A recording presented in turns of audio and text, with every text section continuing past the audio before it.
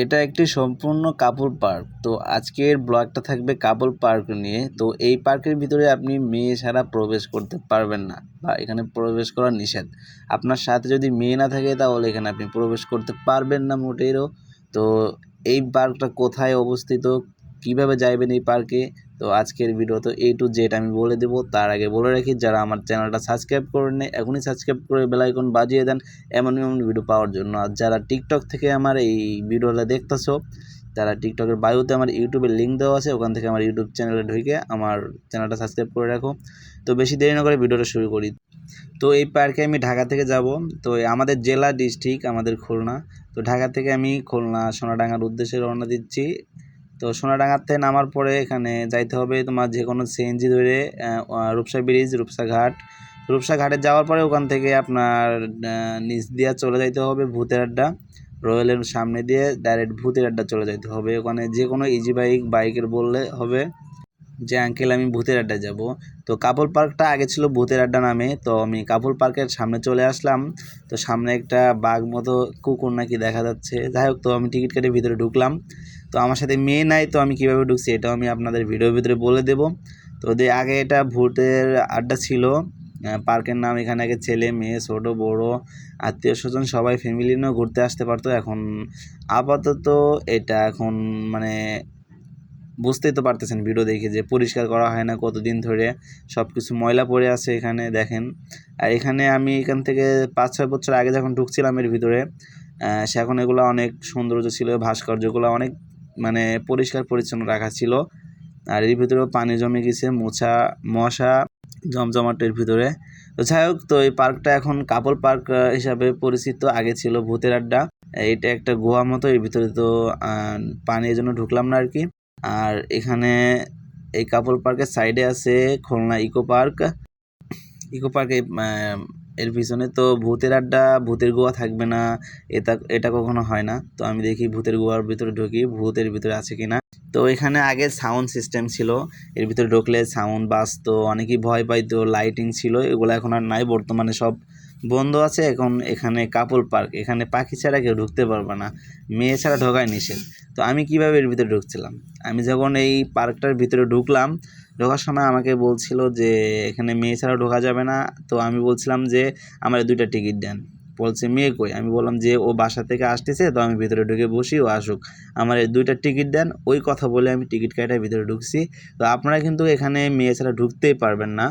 আর এই যে দেখতে পাচ্ছেন ভাস্কর্যগুলা কী রকম হয়ে গেছে, আগে ছিল অনেক সৌন্দর্য, লাইটিং করা ছিল, আবার বক্সের সাউন্ড ছিল, ভূতের সাউন্ডগুলো বাজতো, বুঝছেন। তো এখন এটা আর এর ভিতরে নাই, কারণ এটা তো আর ওই আগের মতো ওরকম পার্কের মতো তো আর না। এটা হচ্ছে কাপল পার্ক, এখানে কাপলরা আসবে কি করতে আসে আসলে তো বুঝতে পারছেন ভিডিওটা দেখে।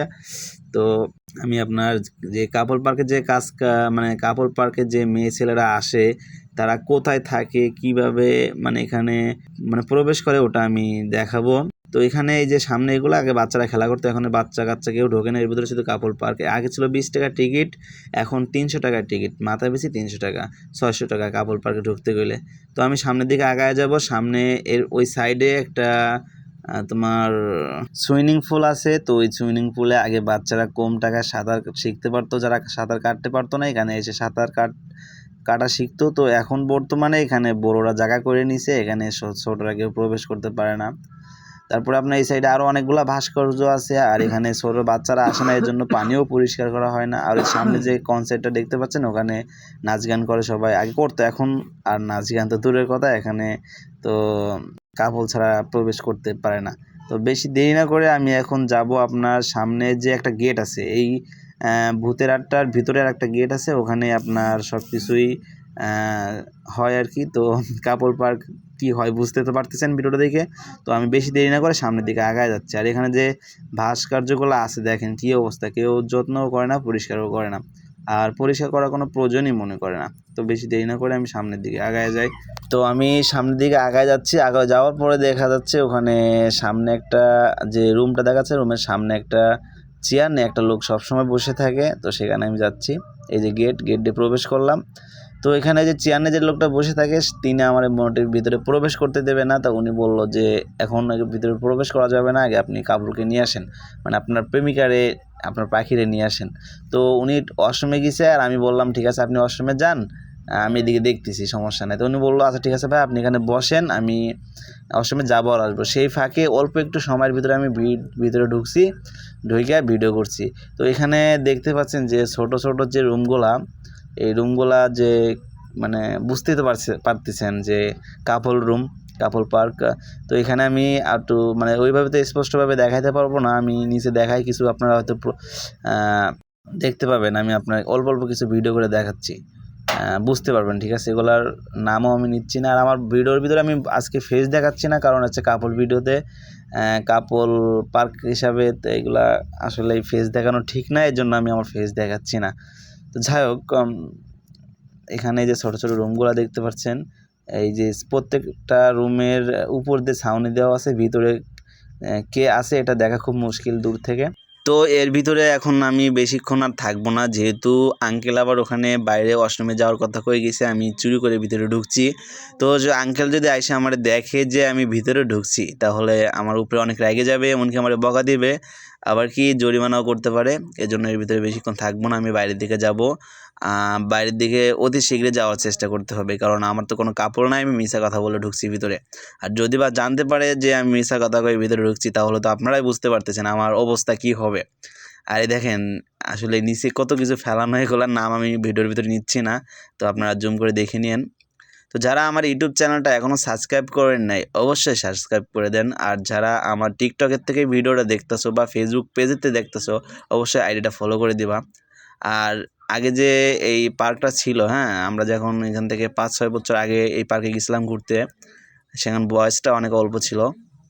তো সেখানে যে ভাস্কর্যগুলা অনেক সুন্দর করে পরিষ্কার পরিচ্ছন্নতা রাখা ছিল, আর দেখার মতো কিছু ছিল, একটা পার্ক হিসাবে ভালোই ছিল। তবে এখন ভূতের আড্ডা পার্ক নাম চেঞ্জ করে কাপল পার্ক নাম দিয়ে দেওয়া হয়েছে।